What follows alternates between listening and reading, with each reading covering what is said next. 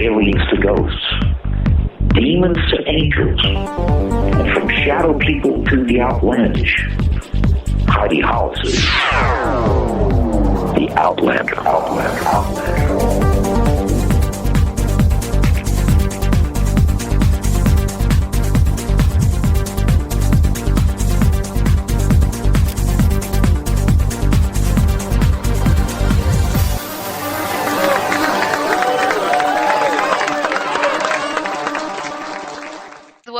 Welcome to the show. You're listening to me, Heidi Hollis, the Outlander.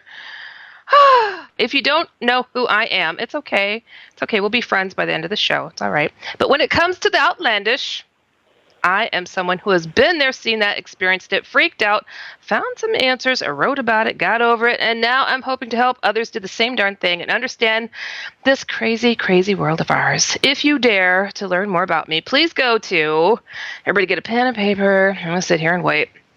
HeidiHollis.com. If you don't know how to spell Heidi by now, I don't know what to say. I'm just at a loss for you. But if you go there, you will see so much stuff on me. You're just going to fall over this girl is awesome. I don't even know where I've been. How do I not know who she is? It's okay. I forgive you. I really do. And I want to tell you guys something also that is just so fantastic about Inception Radio Network. You know, my parents listened to this show using this wonderful number. All you have to do is call a number and you could hear everything live. 401-283-6700. It's awesome. I mean, you don't have to sit there and futz and putz with anything. Just dial a number. And also, I know most of you guys do listen to this show via the app, the IRN app, because then we're just everywhere with you, which is awesome. I like that. So get the IRN app. It is free. Put it on your computer, put it on your tablet, your smartphone, whatever it is, okay? And join us in the chat room because I'm there right now. I see my people. Hey, people. Hi, Carol. Hi, Gino. Hey, Sky. Everybody. Hey, everybody's waving. And there goes Russ. They think, what the heck is she doing? So anyways, I have to tell you guys some really, really interesting news because this past Tuesday, I was on the Unexplained files talking about, guess what? Shadow people. Yeah, it was fun. It was interesting. However, I didn't know I was going to be on Tuesday. I was co-hosting with Kevin. And for those of you who don't know, I co-host on the Kevin Cook Show as well every Tuesday. And during the show, my awesome people in the chat room go, Heidi, I'm watching you in HD. What? It was they never told me when I was coming on. So it was kind of funny. So, it was a lot of calls hey, everybody tune in, go look. It was hilarious. But interesting stuff. There's that lovely thing called editing. And it was just funny to me because they asked me, how many cases of shadow people have you looked into? I'm like, it's been 18 years now, people. Thousands, I told them. Oh, thousands. Yeah. Yeah, I've got thousands of them. They put dozens on the show. Dozens and dozens. Heidi Hollis has investigated dozens and dozens. Wow. And across the country, it's worldwide, people. It's a worldwide phenomenon. And it is not slowing down, and neither am I, because it is just crazy. There was something else on there that was kind of funny. Oh, they said that I said there's never been photos taken of shadow people. There have been tons. I'm just not qualified to say, nope, that doesn't exist. That's not real. I am just not into that. I like to take people's word for stuff. What a concept. We could testify in court, but we can't say, I saw a shadow person. Here's the picture. This really happened. Come on. If you took a picture of a murder, would they say it was Photoshop? I mean, really? Most of these paranormal shows, they should start calling them debunking shows because that's who gets all the airtime. But enough of that because it was fun. It was fun. I love doing this kind of stuff. I would do it in my sleep if I could. In fact, I'm sleeping now. Just kidding. I'm losing my mind. Okay, it's okay. But you know what? You guys, you're used to me for the first 30 minutes of the program answering all of your many emails in regard to your paranormal and odd and holy encounter stuff. But, and that's called the Outlandish Corner. And I welcome you guys to continue sending your emails on over. I have hordes of them to dusoutlander@gmail.com. Or you can find me on Facebook. Just put a 1 in front of my name. So 1 Heidi Hollis. And also Twitter. I do get some messages there. So at 1 Heidi Hollis as well. And I will continue to answer your lovely emails. But today is a special day. It's a special day. It truly is, because, hold on, I got to get the red carpet. Oh, okay, there we go. Red carpet is rolled out. Ooh, that was hard. Okay, so anyways, you guys, everybody sit down, because I'm just thrilled. I'm absolutely thrilled. You guys have no idea who's on the show tonight. I am going to forego that outlandish corner because Linda Moulton Howe, who is a world-renowned investigative reporter at national and international conferences and symposiums, including NASA's Space Flight Center, and has been interviewed on Larry King, CNN, O'Reilly. Oh my goodness, she survived that. Fox, Sighting, Strange Universe, The Other Side, BBC, Discovery Channel. I mean, everything and anything that you can imagine, this lady has done it, and she's been there. So been there, done that, seen that. So I see the same similarities going on here.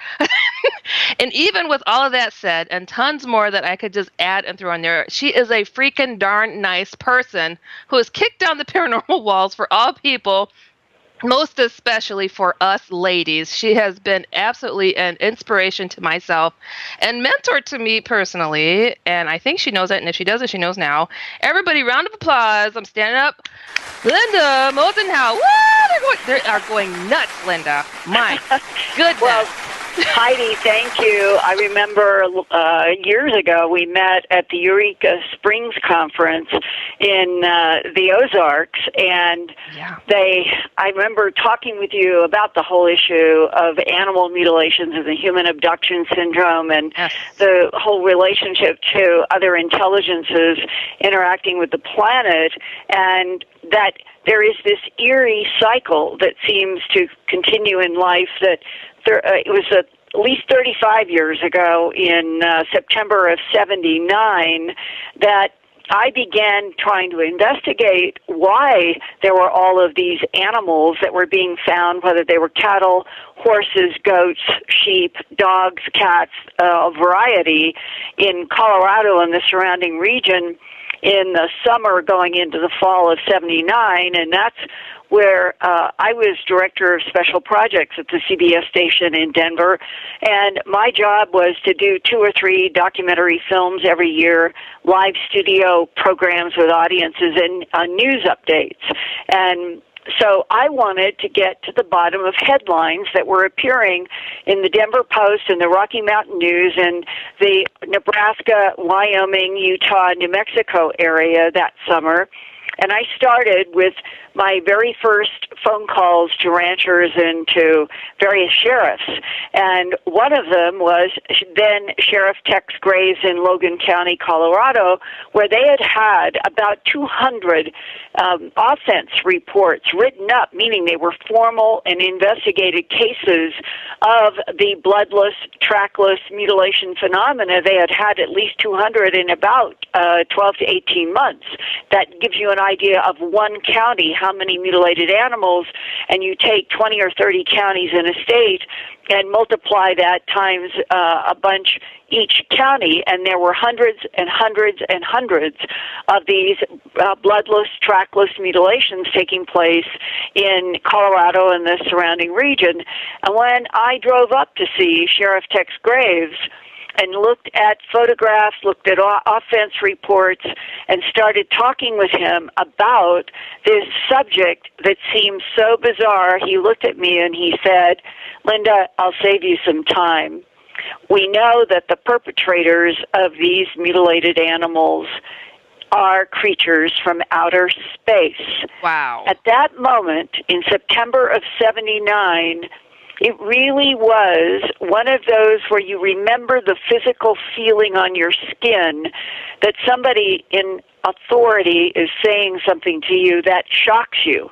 And I was not prepared for that on that first day of research. And what began to happen in the last 35 years, from that moment going forward to sitting here talking to you tonight, was essentially going through an Alice in Wonderland mirror, leaving the normal world that had a 9-to-5 working existence at a TV station and having a husband and a child and animals, and everything was normal, quote unquote, and then having to begin to start traveling with a crew to go into very isolated areas by ourselves, filming these strange animals, hearing from ranchers who had seen with their own eyes a glowing circle in the sky over a pasture, had seen a beam come down into the pasture. Sometimes people had seen animals in the beams drop to the ground, leaving a crater under their body, or there were a few who had seen an animal rising from a pasture up in a beam of light. And that, right from the beginning, here I was, a hard-nosed science, medicine, environment reporter, TV producer. That's what I had been since I graduated from Stanford University in Palo Alto, California, with a master's degree in communication. And my beat at TV stations had always been science, environment, and medicine. And so I am trying to go after hard physical forensic evidence that would relate to what the sheriff and law enforcement were telling me off the record. And when I would say to them, I need you to stand in front of a camera because this is television, I need you to talk to me on camera, they would all say, no, you're going to have to find somebody else. But Linda, this is what the truth is. And finally, it was in October of '79, and the crew and I were down in Trinidad, Colorado, in southern Colorado, and I was interviewing. He had just been appointed to be the district attorney. The district attorney in Trinidad had appointed Lou Giraudo to be their chief investigator of animal mutilations because in southern Colorado and northern New Mexico, they were having so many cases, and they were having ranchers going to law enforcement and to attorneys and to state senators and to anybody who would listen and say, we need help. We can't afford to have these animals dying like this. We don't have insurance for it. And these were happening in big numbers. So the crew and I could only get in to Lou Giraudo's office at 10 p.m. Mountain Time because, like us, Lou Giraudo was running pasture to pasture, rancher to rancher, where they were having mutilations, and the crew and I met him at 10 o'clock at night, and with our camera running, when I asked Lou Giraudo, chief of the animal mutilation investigation for the DA's office, who or what do you think is killing and mutilating all of these animals? He looked straight at me and he said, well, I'll tell you, other investigators and I have come to the conclusion that we're dealing with creatures from outer space. And he said the reason is we talk with ranchers who see these orange-red spheres of light coming at them or in above the pastures or in over the barn and or in the sky, and those red-orange lights seem to show up every time there's a mutilation. And he said, we have lots of reports from people who say that they are seeing what they say looks like a helicopter, a dark black helicopter over their pasture, and then they see the helicopter turn into a cloud that disappears. And he said to me on film, we don't understand how helicopters that can disappear into clouds can be terrestrial. And you combine that with the beams of light and the red-orange lights and the strange excisions, no blood, no tracks around any of these animals, not even where the ground is like face powder. It's so dry and dusty, and you find a 2,000-pound bull lying with an ear, eye, tongue, jaw, genitals, and rectum cord out, and there's not a drop of blood. The excisions are absolutely perfect, and there's not a single track around that big body lying on that face powder dust, not even the animal's own hoof marks. And that's why law enforcement over and over said to me, Linda, there's only one possibility. whatever is doing this has to be coming from the sky, getting the animal, taking the animal, and returning the animal from the sky because there are no tracks, no struggle marks. And that is so common, what I just said to you. Yeah. That you could go back through almost a century now of animal mutilations around the world in both hemispheres, and that is the one common denominator. No tracks around the animals, thousands of animals over a century, that law enforcement finally said we have to be dealing with something coming from the sky, and privately they would say creatures from outer space. So, Linda, I love hearing like the stories that got people, hot for pursuing these topics, and this just takes a cake. I just cannot imagine in 1979, when it surely was not very popular at the time for people to be talking about such things, and here you're, this is just blowing your mind. Well, I mean, you got to remember it. By 79, I had already won like 11 regional Emmys, a national Emmy nomination. I was a medical science producer in a Peabody Award at the ABC station in Boston, where I had worked before Denver. And the reason why I bring up all these journalism awards, I was known and awarded and written about in the newspapers as this science, medical, and environment TV producer who kept winning all of these awards, meaning I was doing hard journalism. My documentaries were hard journalism. My live studio shows with audiences were hard journalism. And when I did news reports, they were always about hard physical evidence that I was pursuing in whatever the subjects were in news that related to my documentaries or the live studio shows.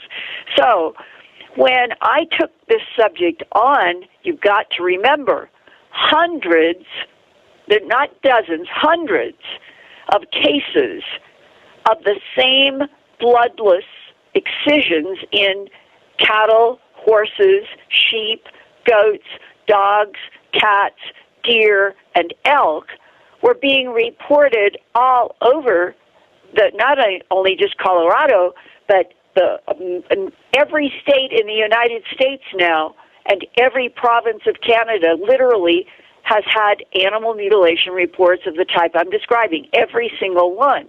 And that the physical evidence of what was occurring in September of 79 is why I took it on.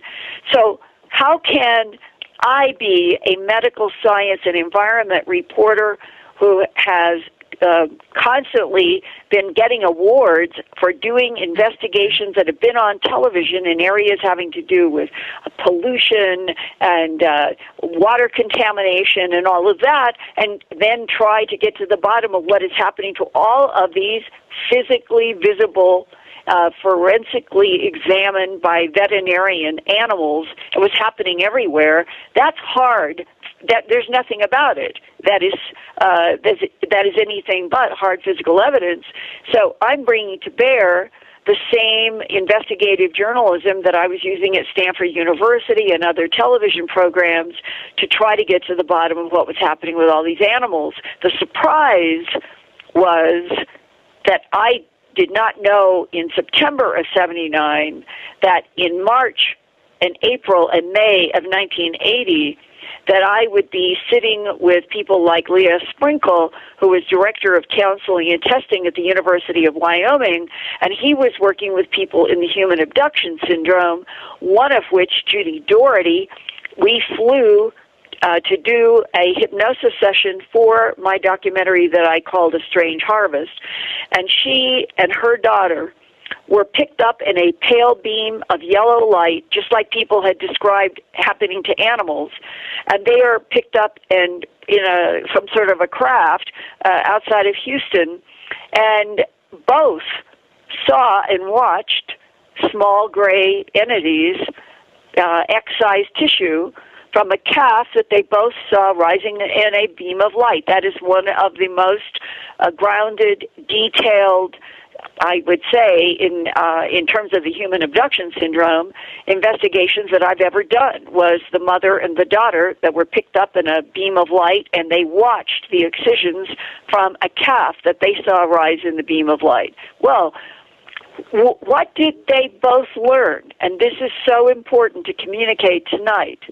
Because a lot of people say, well, isn't this just so scary? How could you possibly go out into the world by yourself and go into these pastures and investigate?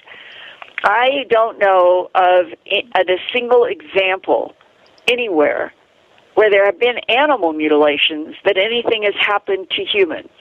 And in the case of Judy Doherty and her daughter Cindy, when they were taken up in a beam of light into some kind of a round room where it was almost as if the gray entities that had vertical pupil eyes underneath their lenses, that they were showing and seemingly wanting to communicate to the mother and the daughter that there was something very important and urgent about the work that they were doing that humans wouldn't understand, but that it had to do with contamination of our planet, and that they themselves were trying to find a way to prevent some kind of contamination.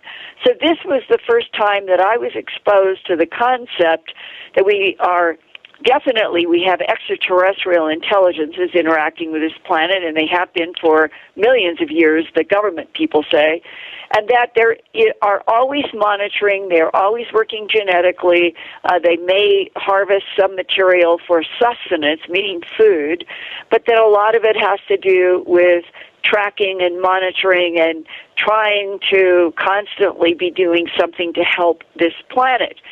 And even though by 2014 there have been equally, it sounds like, dangerous stories that maybe not all non-humans interacting with the planet have the same agendas, that some of them may be in conflict with each other, that it's quite complicated, there still is no evidence today that the ranchers are being hurt in any way. And I'm proof that I have been, I don't know how many hundreds of miles in this story, and I'm still here, but I want to give one more piece that I think is very important for people who are listening to understand, that we are dealing with some kind of intelligence that has some reason for why it is mutilating animals and abducting humans. But it seems to have some, I'm almost going to say, sense of humor, that it almost is like humans pay attention. 1 year ago, in September of 2013, it was about 190 miles straight east of Denver. You come to the corner of Nebraska, Kansas, and Colorado. And right there is a little ranching town called Hagler, H-A-I-G-L-E-R, Hagler, Nebraska. And a year ago, the owner of the Windmill Angus Ranch, his name is Alex Peterson, he got a hold of me because he had half a dozen mutilations of his prize Angus cattle, and they were all pregnant. And there are a lot of things that happened that were highly strange. But the strangest was the August 1st mutilation, about a 1,300 to 1,700 pound big pregnant cow, after he had had 3 or 4 others leading up to her. And he said, when he called me, he said, I have been told that you have investigated the mutilation of animals around the world.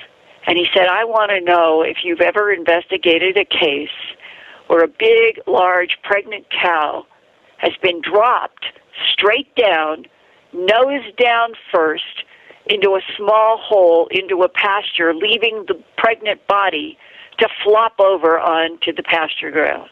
Whoa. And I told him, I said, I don't think I've ever heard of such a thing. Can you send me photos?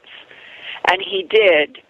And at my news website, earthfiles.com, in the first week of August 1 year ago, there is a whole series of photographs showing this pregnant cow with her nose down in this hole, with the whole rest of the body, all with the same mutilations of all other animals who are usually found lying on their side. And Alex Peterson, the rancher, said to me, Linda, we had to go get a big truck, and we had to winch her, and we had to drag her away. We couldn't do it ourselves, too much weight. And when they dragged the cow, pregnant, big, beautiful Angus cow, with these excisions that seemed to show evidences of high heat, away from that hole, Alex Peterson, the rancher, said, when I looked down in that hole, I couldn't believe it. He said, I'm looking at a spider web that had to be right below the cow's nostril. And he said, that proved to me that cow was dropped dead, not breathing and not struggling, nose down into this small hole. Otherwise, her breathing and her struggling would have destroyed that spider web. These are the kinds of details that you find in this strange phenomena in which extraterrestrial biological entities, for reasons that are not entirely clear, year after year after year, are taking animals from around this planet and they are subjecting them to some kind of excision collection, genetic collection, protein collection. There probably are a lot of reasons why this is happening, but there is not a single year since I started working with a crew in September of 1979 to 2014 that there have not been at least a dozen or more cases somewhere in the world each year. And the same ranch, same rancher, he called me 1 month ago, Linda, it's happened again. Wow. And all of you listening can go to earthfiles.com. I filed this under environment. And it is another bizarre pregnant cow mutilation in Hagler, Nebraska. And in this one, it is when you look at this one, the only difference from a year ago in the half dozen is that the sky-facing head, it's lying on its right side, so the left is up. Mutilations have always had the sky-facing side of the body where an ear is missing, eye, and so forth. Rarely has there been the underneath ear taken, but in this one, both ears were taken from this cow. Oh, my goodness. I hate to cut you off there, but we got to get to our first break here. You guys are listening to me, Heidi Hollis, the Outlander, on Inception Radio Network, and we'll be right back. Welcome back, everybody. You're listening to me, Heidi Hollis, the Outlander. Remembering always, if it's weird, we're here, and we're giving you advice and insight on outlandish topics. And I have the fabulous Linda Moulton Howe. We are talking about cattle mutilations, and you're speaking about this cow that was found in Nebraska, face down in a hole, and now a complete year later, you're about to finish up the story and what happened to yet another cow in a very similar situation. Well, this is the same rancher, and the cow that I'm talking about that he reported to me in just September 10th, it was found 150 feet, only 150 feet north of where 3 of his pregnant mutilated Angus were placed a year ago. He doesn't understand what is it about this one location. All now, it would be 7 mutilated animals in 12 months, have all been in the same area of this big Angus ranch that has been there in Hagler, Nebraska for 50 years. His family, it's well respected. They raise the highest quality Angus, and suddenly, after 50 years, in 12 months, they have had 7 mutilated animals, and the one that I'm talking about now that he found Wednesday morning, September 10th, it had the classic sky-facing left side of the jaw missing with both ears taken, the eye sky-facing out. 3 of the 4 teats were taken.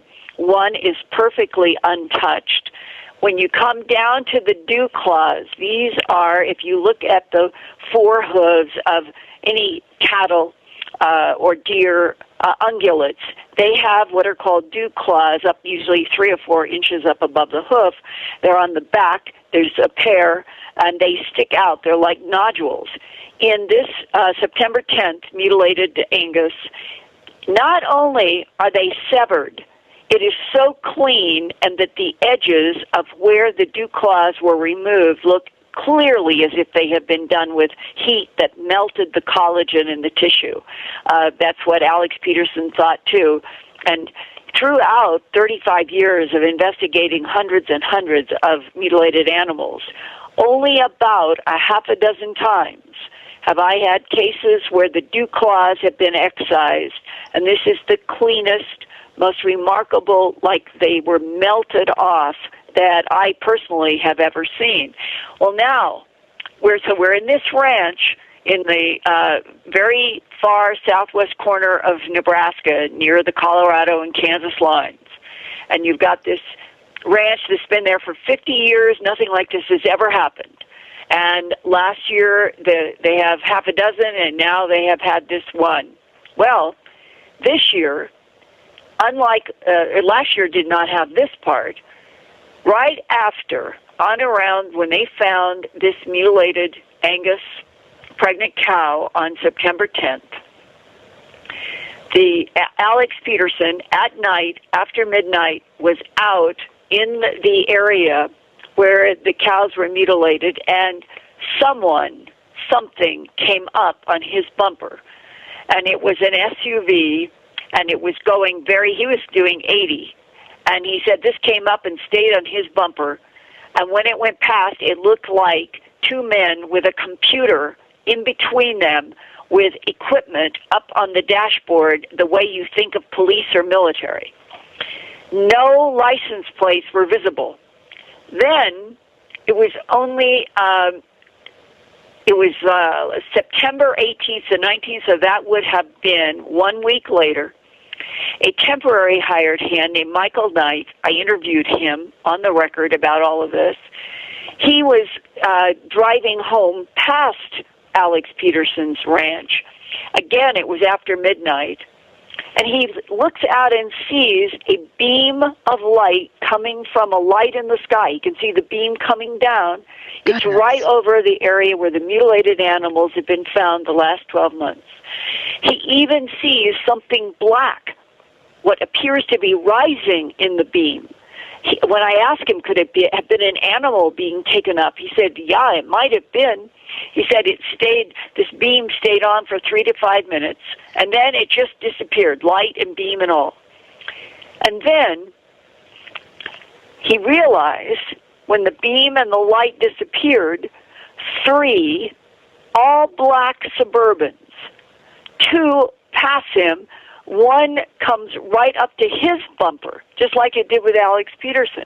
Wow. And this guy says, it's after midnight, I'm doing 70 miles an hour. 2 of these SUVs passed me like I wasn't even moving, and the 3rd Suburban got right behind me and stayed behind me for about a mile before it passed me. And he said, I could not see any license plates, but just like with Alex, when the 3rd one passed him, he could see what looked like 2 men with that computer screen light in the front. Now, Alex said to me, Linda, this has all the earmarks of the government. I said, yeah. 35 years ago, there were ranchers that were calling sheriff's offices in Colorado and reporting all white vans, no license plates, parked around their pastures where the mutilated animals were. And 35 years ago, everybody came to the same conclusion that Alex Peterson and his ranch hands are beginning to wonder, that the government was monitoring whatever was doing the animal mutilations. The government doesn't do the animal mutilations. The government monitors. And that what has been going on in Hagler, Nebraska. Suddenly here are what have to be government operation SUVs out in those ranch lands. After midnight means they're monitoring something that is going on in the dark. And what goes on in the dark? The mutilations almost always happen during the night hours and are found in the early morning. That is the case in all of Alex Peterson's.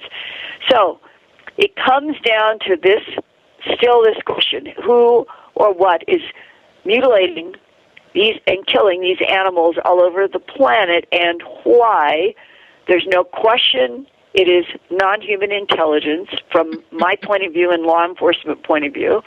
And the reason seems to fall into these various categories of possibly keeping track of some sort of contamination on the earth, and for sustenance and for genetic manipulation, all of which the government thinks that you, I, and humanity cannot hear this truth without panicking. And I don't think that's true. I think that we all deserve the truth, and that's what I've been trying to report all these years. And you know what? I could hear just the outright passion behind your words, your actions, and all that you do. And it's such a I don't know how to say it. It's one of those battles where it's like people don't realize how deep in the trenches it takes to be able to pull this up, and to put it out there in the right way. And you just want to pull out the picture book and say, look, this is in your face. This isn't like, oh, somebody snapped a picture. You could put your hand inside the carcass of these beasts if you wanted to. It's right there in your face. Yeah. And it's just not hitting the public the way it should. Isn't that so frustrating? Because the government has had a policy of denial. They have worked overtime to keep this from the public and the media. And one government guy even said to me, Linda, you have broadsided, that was his verb, you have broadsided the U.S. government on animal mutilations. They never expected that a credible TV producer and reporter would take on this subject. Well, my God, it's hard physical evidence all around the world. Everyone should be paying attention to what is happening to these mutilated animals. Way to go. And that's it. You really were one of the first to bring credibility to such things. And this outright, mutilations, this was your gig. You brought it up. You found the answers and you put it in people's faces.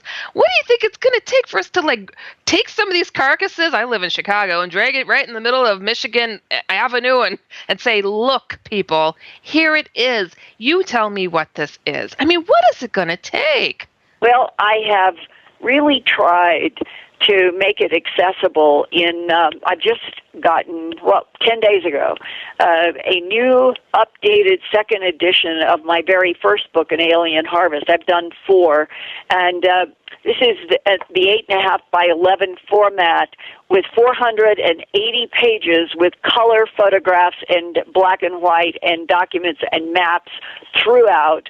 And it is a book that I wish everybody would have, because when you go through An Alien Harvest, and my subtitle is Further Evidence Linking Animal Mutilations and Human Abductions to Alien Life Forms, and the forewords are by Jacques Vallée and Jim Mars, 2 longtime friends and colleagues of mine, then you are seeing for yourself photographs from sheriffs' offices, with offense reports, with pathology reports, with the work I did with the hematologist pathologist John Altschuler, with the descriptions that come from ranchers, that I think I have 110 newspaper headlines, articles, stories that are woven throughout this big book that show from the 70s to 2014.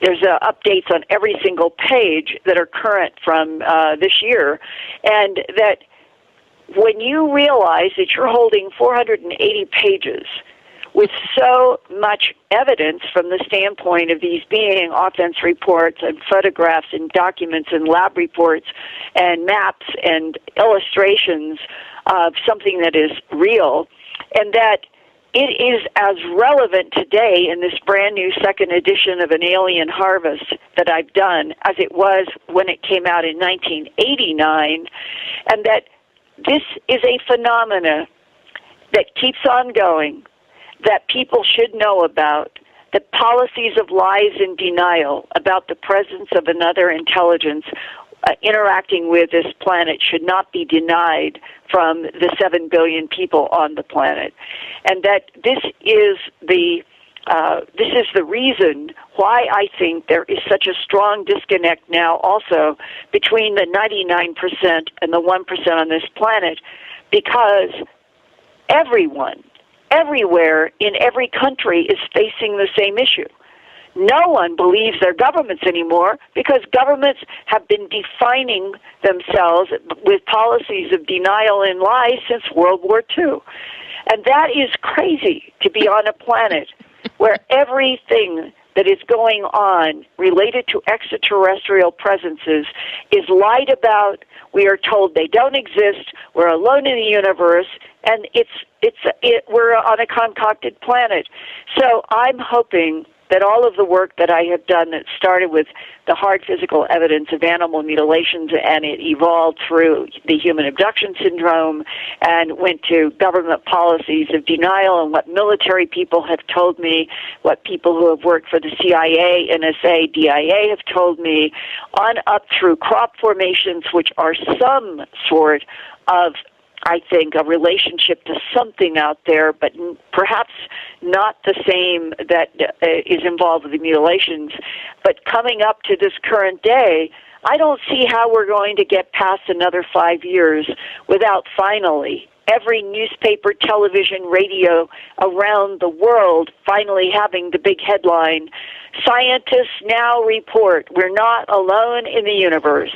And once that is finally established, then maybe all the rest of this truth can come out. I so hope that you're right. I just keep thinking and hoping and praying that it's this year. But it just, I don't know. Boy, they're powerful. They're words of I don't know, denial and misdirecting all of us. It's working, and it makes no sense to me. And they're like, oh, we can't handle it. I'm like, well, who's in the government? Human beings. They're handling it just fine. And some of them are speaking. They're telling their stories. But it's just not getting out there fully in the right way. I don't know. The media counterintelligence counters. That's what the weather balloon report was about in 1947. That is what CGI and Photoshop is used, just like weather balloons 50 years ago. Everything that comes out that is real and related directly to extraterrestrial interactions with this planet, counterintelligence jumps on it and comes up with it's a hoax, it's CGI, or 50 years ago, it's a weather balloon. Those are lies. Utterly frustrating. Oh, it wasn't that long ago where this lovely thing called the internet didn't exist. You had to get off your duff, get out there, get your hands dirty, and look into this stuff. Now people go, boy, I really have a really deep question. Here, let me Google it. Oh, I'm done. They don't get out and they don't try to find these answers. They just believe everything that's fed to them. And it gets like, Holly, here's a problem with relying on Google and the webs, that if we are Googling every day, the government is full of intelligent counter-intel agents who know that. And so what do? They salt. It's called salting. They salt websites. They salt Wikipedia. They salt everything with whatever it is that they want to divert public attention from to something that is phony and concocted. They can do it so easily because the web does not have any editorial reality check. Right. You have to find, I hope everybody, I at least get lots of emails telling me that people really love Earth Files because I really work at trying to do reality checks and facts and stay grounded with facts. And I'm reporting science, medicine, environment in addition to Real X Files. And you have to go to places like The Guardian. The Guardian in England, boy, do I trust that. That is a media and newspaper that I think is one of the best in the world. And the New York Times and the Washington Post and the Wall Street Journal are still considered the three most powerful in the United States. I don't think they always tell the truth, though. Go figure. I don't know how that happens. My goodness, there's so much to cover with you. You know, I'm getting some questions here in the chat room. Go for it. And they're asking about these mysterious booms that you've been investigating all over the country. Do tell. What's going on with that? Well, it started, my very first emails and reports and phone calls were January 2011, after some of your listeners might remember. It was Beebe, Arkansas, and it was 1 hour before New Year's Eve fireworks. This is very important. Timelines are critical, always. This is an hour before. Everybody listening knows that New Year's Eve at midnight, that's when fireworks go off, not 11 p.m. So at 11 p.m. in Beebe, Arkansas, there were huge, loud explosions. Hundreds of people heard. Then, that night, in that hour before the New Year's Eve, it was, I think the final number was something like 7,100 red-winged blackbirds fell out of the sky, covering the ground in like a carpet in Beebe, Arkansas. Never happened before. Everybody was wondering. I ended up talking to some ornithologists about it. The very next day, it happened further south of Beebe, Arkansas, and for the whole month of January 2011, from that night, we kept getting reports of loud booms. It went beyond the United States, started being everywhere, all around the world. People were reporting loud booms and the deaths of birds, marine animals, all kinds of things, fish, everything. Well, by the summer, the first 6 months of a lot of animal deaths associated with loud booms started shifting. And by December, I had reports from many different states of people saying that the windows rattled, their doors rattled, garage doors rattled. It was a huge boom. Some cases it woke people up. But when they ran outside expecting that there was a bomb or an explosion or something, nothing. Totally silent after these booms that would wake up people, or they would go out and to standing in the day. It did happen sometimes in the day. Well, by January, going from New Year's Eve 2011 to 2012, darn if the same thing didn't happen again in the New Year's period. More booms, more thousands of birds dropped out of the sky in that period before New Year's Eve of 2012, going 11 to 12. And by January of 2012, for the very first time, people had begun to put together montages at YouTube. Listen to these booms. Listen to these trumpets.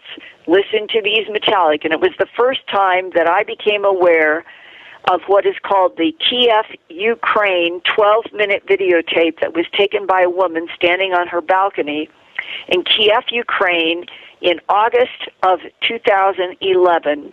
So it never got to the public for about 6 months. And that was the eerie 12 minutes of trumpet sound.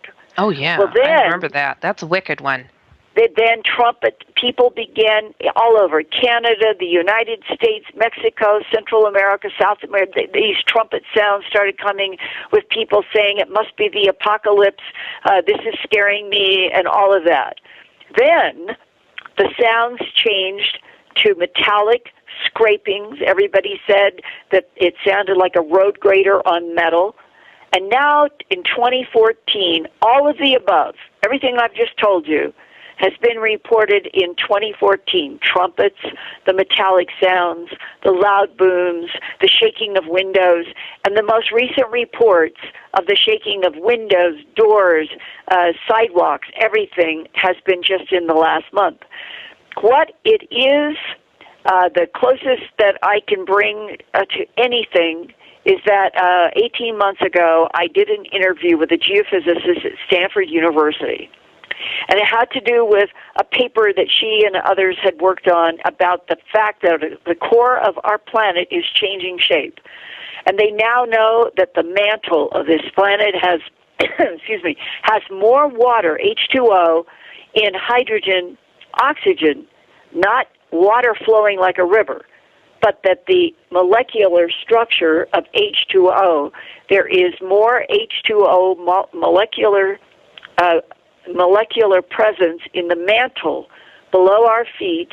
And this is hard to grasp, but it's a fact, according to scientists. Has more H2O than you would find in all the oceans and seas put together on the surface of the earth.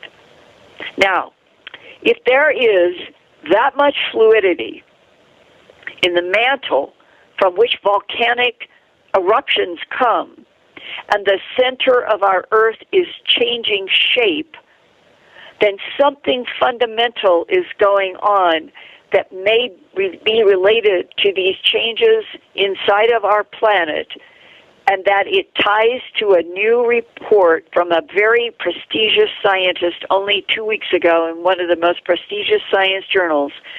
They did a study of something like 2,700 sites on the Earth, and they have concluded our Earth, the plate tectonics of the continents of planet Earth right now in 2014, is more active than it was 2 billion years ago. They thought they were going to find the opposite. They thought they were going to find that the Earth was becoming basically inert, that everything was cooling down and slowing down. It's the opposite. Now the implications are we may have more seismic events, more volcanoes, and what does that mean for the future of our planet if things head toward more volcanoes and more earthquakes?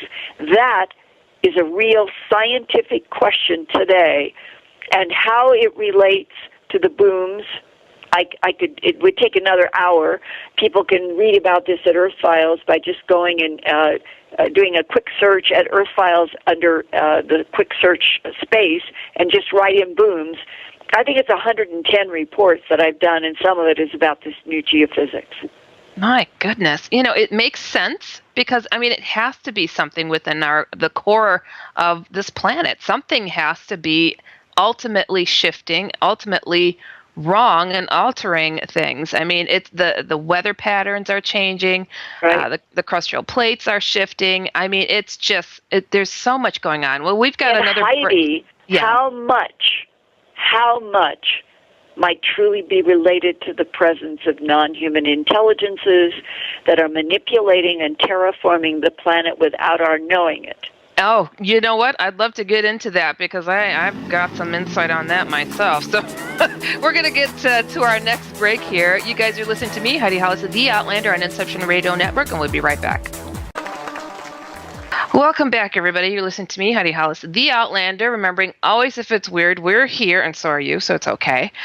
We're talking with Linda Moulton Howe, and my goodness, everybody should be in awe as I am. I have wanted to get this lovely lady on here forever. She is absolutely awesome, and I know you guys have been biting at the bit to get some questions in here, but I know most of you guys are listening through your apps, which is okay. So I am going to get to some of the questions that are being thrown up here in the chat room.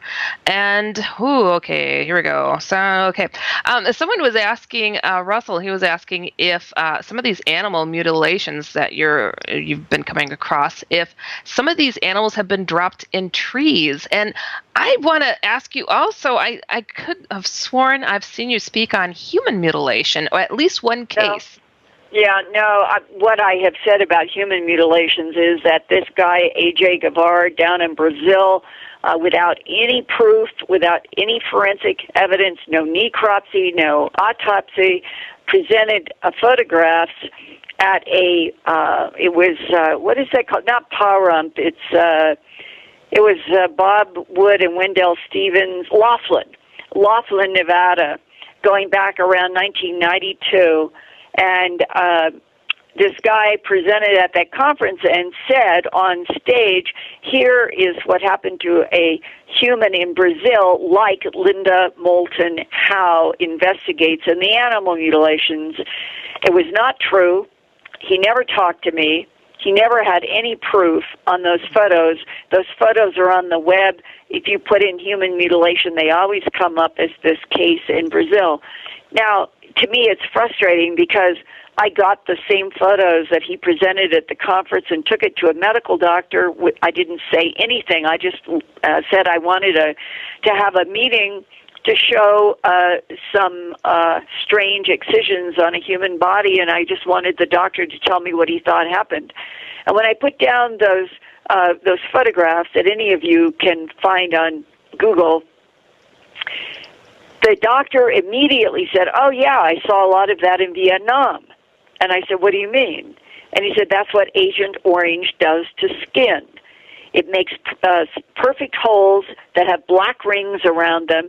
This is probably a revenge murder, and somebody did it with Agent Orange." So that was a medical doctor's reaction to the photographs that are out there on the web and were presented at that conference by somebody who had not any proof, just stood up on a stage and said, this is a human mutilation like what Linda Moulton Howe investigates in the animals. I'm glad not true, that out. Not true at all. If you looked at 1,000 photographs of mutilated animals, nothing will resemble what's in those photos. So set that aside. I'm glad that I brought that up because I'm like, I could have sworn I heard your name associated with, and that's what it was. Okay. Another question. Yeah, but the question about the dropped animals. Oh, tremendous amounts of physical evidence. I did a television show in Montana. It was about 10 years ago. And we had a big animal. The crater was there. The animal was lying outside of the crater, meaning the animal had bounced. We were able to get soil, take it to a biophysicist. They did soil compression tests. They were able to absolutely, mathematically, soil compression is a hard physics. And they were able to back up from the hole and the compression in the soil and say that the estimated 1,700 pounds of this animal was dropped from a distance of 200 feet in the air to the ground, made the first crater, and landed where it was found with the ear, eye, tongue, genitals, and so forth missing. So I've done a lot of work on that. I've been in a lot of crater cases, and I have talked with ranchers. One was in Sand Springs, Oregon. Excuse me. And he stood out and watched a light and a beam come down and heard the breaking of branches in the trees, and it scared him so much that he went back into his trailer where he was out taking care of animals out in Sand Springs, and he stayed in his trailer scared, and when the sun came up, he walked to where the trees were, and there were 7 animals dropped to the ground with broken branches around them, each one mutilated. Goodness. Do you think that these animals, is there evidence to show that they are in distress, they're in pain from what these beings are doing? Oh, gosh. Yeah, the most important case, and I show one of the photos in the new second edition of my book, An Alien Harvest, that's out. And anybody interested hearing about all of this, I can't recommend this new book high enough. All you have to do is go to Earth Files shop, and it's there. And in it, I did not have this photo in the first edition in '89. I put it in this one. It was a bull that had its head in a hole 8 inches deep, where the rest of its body, the legs were perfectly laid on powdery soil. No signs of struggle. No signs of anything moving. Ear, eye, tongue, jaw, flesh, genitals, and rectum cord out. No blood. And when I said to the sheriff, what? Why does this bull have its head in a hole? He said, well, Linda, the deputy and I approached this animal, and we did it slowly. We were looking for tracks. We couldn't find any tracks. We couldn't find the bull's tracks. And we stood there looking at that head. And the only thing we could figure is that we're dealing with something that had the ability to paralyze everything on that bull while it took the excision, meaning it's on the ground when the excisions were made. Oh.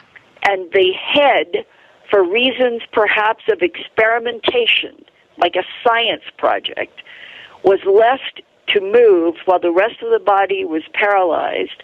And it was the sheriff who said, we think it was the agony of what was happening to the body that the animal dug the hole with its own head. Oh, that's just awful. That hit me as unbelievably cruel. But do I find evidence of that anywhere else? That's the only case like that I know. So what are we dealing with? How many different types of intelligences? Are there different ones doing mutilations? Is there just one? What exactly are the agendas? I'm sure that the governments of the United States and England and their allies from World War II, Australia and Canada and New Zealand, probably have some answers that are based on 60 years of keeping all of this from the public while they were gathering hard evidence, and they probably could contribute.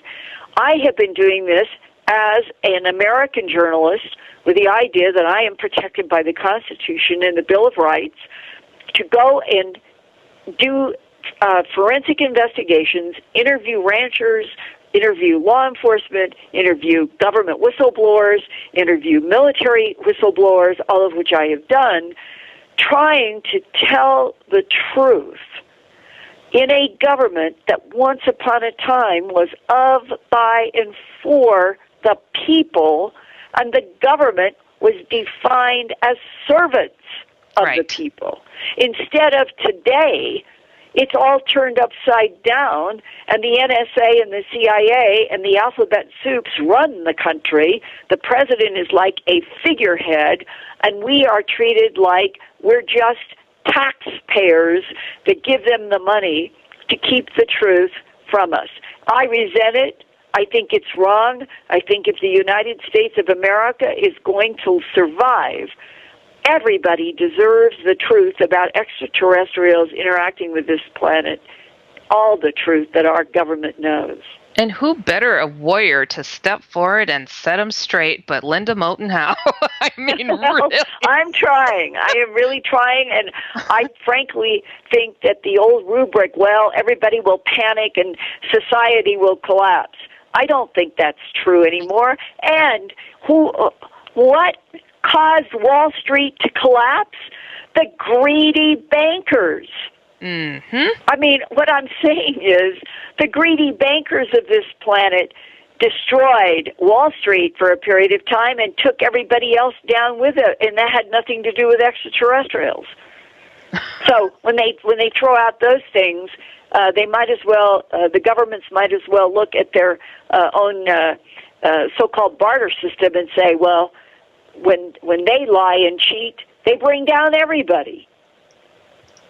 Right. You know what? It is so very true, and it's ongoing, and I wish there was an outright way that we could just put an end to it. But it takes the people to come together and to rise up and get active.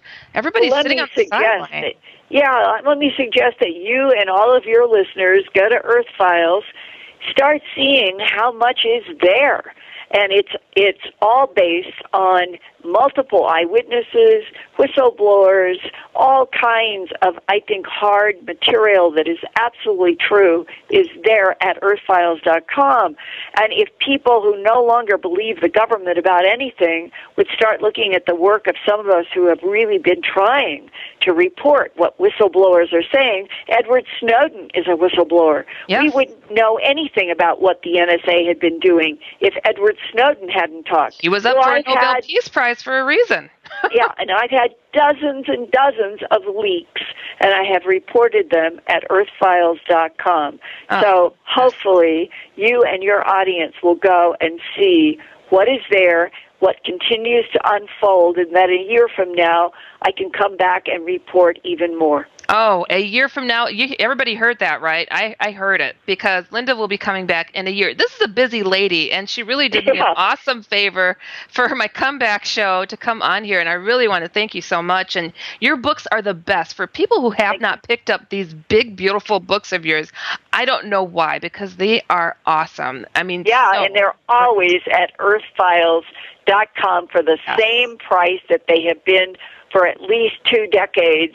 And I understand that Amazon.com, who I don't like to work with, that they will get them and put them up for hundreds of dollars. And I always just absolutely shocks me, because my work has always been for the same price at the Earth Files shop for years. What a service you've done for all of us, for all of humanity. And you know what? One day, everybody is going to realize what you've been doing. And I mean, I really want to thank you. You have been truly a pioneer in this field and in many other fields. You are such a busy lady. Thank you so much, Linda Moulton Howe, for coming on tonight. Well, thank you, Heidi. Keep on trucking, and thank you for letting. I now have to segue to doing a long interview for having to do with a research project, and someday maybe I'll be reporting that publicly. And in the meantime, God bless everyone in this time of increasing chaos on a planet that feels dangerous. But if you ground yourself that there is a divine field, which I truly believe, and that going after truth is the most fundamental thing that we can do, then we have more to unfold and more to get us through what seems like a chaotic time. So take care, and in a year I'll see you again. What a beautiful person you truly are. I mean, God bless you. And I mean, if anybody hasn't seen you speak live, they are missing out. You'll leave with goosebumps. I always do. Thank you, Linda, so much. Thank you have you, an Holly. awesome evening, and we'll be talking again, a year from now. All right. Take care. Take care now. Bye. Bye-bye. Oh, my goodness, everybody. Is everybody as in awe as I am? I am just absolutely floored. Linda Moulton Howe, she is someone that I've spoken to for years when I would go to the Ozark UFO conference, which I believe is the best in the country. And I'm not kidding you. She and I have chatted clear up to like 4 a.m, just talking. Do the girl talk. Not really girl talk. We were talking on everything that you can imagine. And this is a spirited woman that is driven and so passionate about what she does. I mean, she's been doing this for a very long time. And what I don't understand, I mean, my goodness, when you're in this field, I've been doing this for a long time. I know I'm young. But I've been doing it since I was a kid. Okay, it's okay. It's all right. But it's something that you dream about, you think about, you eat thinking about it. It's just always on your mind. And you're like, what better way? This is what I think all the time. What better way can I get the word out there? What better way can I do this? What better way can I do that? And I'm telling you, there is not a way to do any of this without some faith behind you. Okay, you heard Linda say, "God bless that." That doesn't come lightly from the scientific reporter here. I mean, truly, she's passionate about absolutely everything in regard to the human plight and trying to get answers out there. Trust me, I've talked to her, I know, and she really inspired me early on in trying to, be who I am and talk about this stuff from the heart. And when you talk about this stuff from the heart, something else takes over. I mean, as long as she's been doing this, and here she is about to go do another interview, and she does 3-hour-long interviews on Coast to Coast, and she's constantly just go. And it's like, how do you keep that oomph still behind there? It's because she has that oomph from the faith portion. She said divine. What's divine? God. Hello. I mean, it's just what it is. And, here we are talking about aliens and cattle mutilations and whatnot. But, it's driven from the heart and driven from a spirited angle. Trust me, always and only. I would not be able to do any of this stuff that I do had I not had the Jesus encounters that I had, because don't even know. Have I mentioned this on the show? I think I have. I was scared poopless. I don't want to swear because this just might hit the airwaves like, terrestrial, for all I know. People like to nab the shows at times. I mean, to talk in front of people. I have given up grades in college, and I was in a very difficult program. You don't give up grades because it's just, I just didn't have it in me. And here I am talking to, what, a 250,000 of you guys right now? I don't know. So it's something like that and up. It is just something that when you have that behind you, it makes it a whole lot easier. So I'm not afraid to say that, God's on my side. Jesus is pretty cool too. How about that? Something that I wanted to tell you guys because, she was mentioning the human mutilation story, and I don't know if I have told you guys this story, but everybody sit down, get some cocoa and cookies because I really want to get some now because I just thought of it because I'm a little mental. It's okay. It's okay. No, I got coffee. Okay, now, all right, there we go. I'm good now. Hold on. I got to kick the red carpet out of the way I rolled out for Linda. All right. Okay. So, I'd met this gentleman once, and he told me how he had a clearance level that was umpteen times this, that. I don't recall the level because I just don't have that kind of memory. But he told me what the clearance level was of the president, and then he told me what his clearance level was. And it was like 2 steps above or something. And he was involved in investigating just odd things, and keeping it, quiet. Well, he couldn't go out to investigate this plane crash during the Vietnam War. And so he asked his partner to go do it. His partner did it, and when his partner came back, he hadn't seen him for a long time, and he's like, dude, what's happening? What's going on, dude? Wasn't it the 70s, 60s and stuff? So he's probably stoned, dude. Dude, I haven't seen you. How was the airplane crash? I'm just gonna stop now. And the guy was stressed out. I believe he said he met him in a bar, and he was really stressed out and didn't know, like what to think about what he had witnessed there. And he went on to describe to him how he found the plane. It was in the middle of the jungle. And it was not, it was like different personnel. It wasn't military. It wasn't military personnel that was on this plane. They found the plane as if it were placed in the jungle. Like trees weren't broken. There was no, crash pattern through the trees. It just looked like it was placed there. It was in one piece. They had to open the plane. And lo and behold, everybody was still inside, still in their seats, but they were all dead. And they all had certain body parts cut with perfect precision, as if cauterized out of different parts of their bodies, their jaw, their eyes, their ears, their genitalia. And everybody's still buckled in. So, what is that? What is that? Oh, you guys are funny. I'm reading the chat room. Rose grabs onto Heidi's leg and won't let go. You guys are funny. I thought I was a little silly. It's all good. But anyways, yeah, isn't that crazy? So that was a human mutilation story. And caught him in mid-flight. Maybe they bumped into him, in the UFO, and they're like, dude, can't believe you guys did that. Here, I'm going to take my laser out and chop you to pieces. But I'm going to leave you in your seatbelts. I mean, how weird is that? So I wanted to bring that up with Linda, but she had to go. But wow, she brought forward some things. Now, I think a lot of us have heard of those those dying off patterns that she mentioned, as far as like a bunch of birds dropped out of the sky, a bunch of fish came ashore. I did not hear about the booms being associated with that she's been investigating. What'd you say? There's 110 reports of that on there, on her earthfiles.com. That's amazing. I did not hear about that, but I have heard those videos of the trumpet sounds blowing, and everybody's like, hold on, 7 trumpets are supposed to play. That's like in the book of Revelations, for those of you who do not know. I don't know, maybe you could Google it, Revelations, trumpets. And those sounds, when I first heard it, I got the chills. They are such a a bellowing, sound, go to YouTube and type in trumpet sounds or boom sounds. And Canada has had such an issue going on. Like, the government's been investigating because people have been woken up. Things are rattling. I believe some glass windows have been broken. I mean, it is crazy. It is crazy what's going on.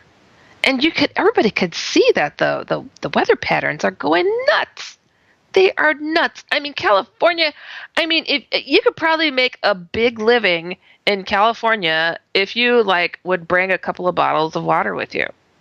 It's just like $1,000 each bottle of water, because those people are shipping water in to do their lawn. I saw a guy had changed his whole lawn to be fake lawn. I mean, what do you call that? Turf. It was funny. I'm like, wow, that's some desperation going on there. But it's really, something is going on, and I do hope that people are paying attention. And, I have to tell you guys something, too. My book, The Hat Man, The True Story of Evil Encounters, is still going strong on Amazon and all over the place. And my book, The Secret War, true story about war between aliens and shadow people, you have got to go check them out, because the phenomenon of shadow people and the Hat Man is going up astronomically. I am still being bombarded nearly on a daily basis with people going, I thought I was the only one that has witnessed this, that has dealt with these demonic-like entities. So the earth is shaking, the birds are falling out of the sky, and demons are showing up to people that can also make themselves look like alien beings. And they are loving that they're pulling the wool over our eyes. People, please pay attention. I hear that passion in Linda, and I'm like, I feel this woman, because I feel like this too. I am a one-woman show. I am sitting on my computer night and day. I'm like, oh, let me fix my website. Oh, here, let me write another book. Oh, here, let me put another post up on Facebook. Oh, here, let me try to chat with somebody, try to help them out. Here, let me answer some more emails. And it's such a drive. And it's not something that you retire on. It does not pay big people. People think like, oh, you got books, you must be loaded. I am not Stephen King. And I highly doubt I'll ever get to such a level. I am still a practicing therapist. Okay, I'm talking to you all right now. I am giving you all therapy for all you know. I'm not that kind of therapist. I'm not an occupational therapist, but we do deal with psychological stuff. So if you got issues, please go to a psychologist. But this is just one of those things that you are driven. And it's for your fellow mankind, because you really want to see them get this stuff before it's too late. I heard somebody telling me, and I always hear this, boy, you can't wait till the end of the world happens, because this place is a big old stinker. I'm like, no. Because if it ends right now, we're going to lose way too many people. We have got to wake them up right now. And people, get your faith straight, because it needs to be done, okay? I don't care what you believe in, as long as it's for the good. Okay, I'm Christian. That's great for me. But you guys, we've come to the bottom of yet another show, and I want to tell you, remember, go to HeidiHollis.com. And remember, you can catch me here every Friday, 9 p.m. Eastern, 8 p.m. Central. You'll be listening to me, Heidi Hollis, The Outlander, on Inception Radio Network. Remembering, always, if it's weird, we're here. Good night, everybody.